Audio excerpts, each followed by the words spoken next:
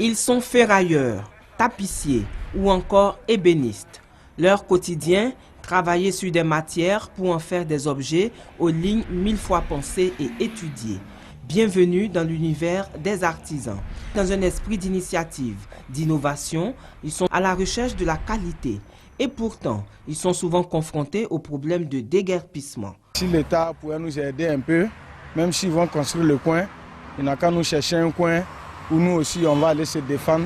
Nous on n'a pas fait papier, c'est dans ça on se défend. Voilà, on ne sait pas où il faut partir.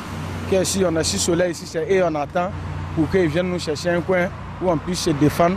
Nous on travaille pour le pays. L'affaire des cartes, on est en train de mobiliser les artisans pour qu'ils puissent se faire identifier au niveau de l'Assemblée nationale des métiers.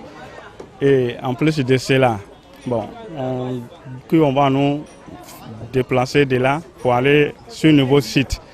Mais on ne sait pas réellement où nous allons partir et quelles conditions nous allons partir de là. Un artisan est officiellement reconnu comme tel s'il justifie soit d'un diplôme ou d'un titre homologué dans le métier exercé, soit d'une immatriculation au répertoire des métiers pendant au moins 6 ans.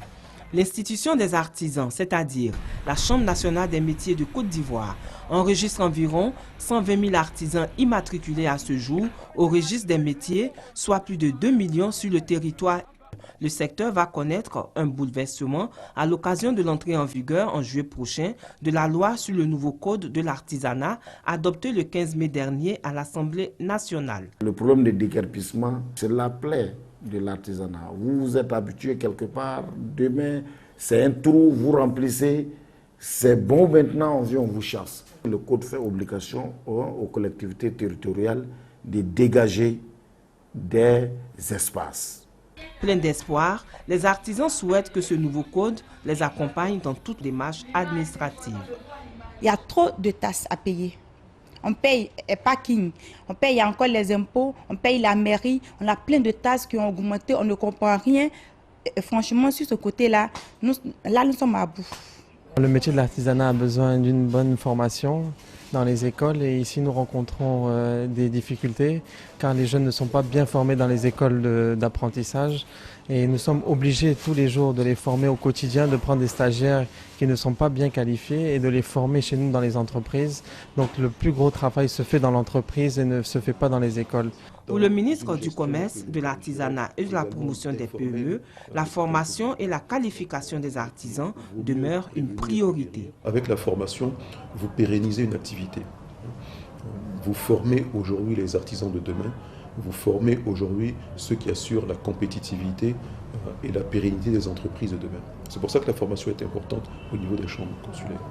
Et le code que nous venons d'adopter met une place primordiale à la formation en parlant de l'artisan, du maître artisan, de l'aide artisan, de l'apprenti artisan, en les définissant bien et le mode de rémunération qui existe.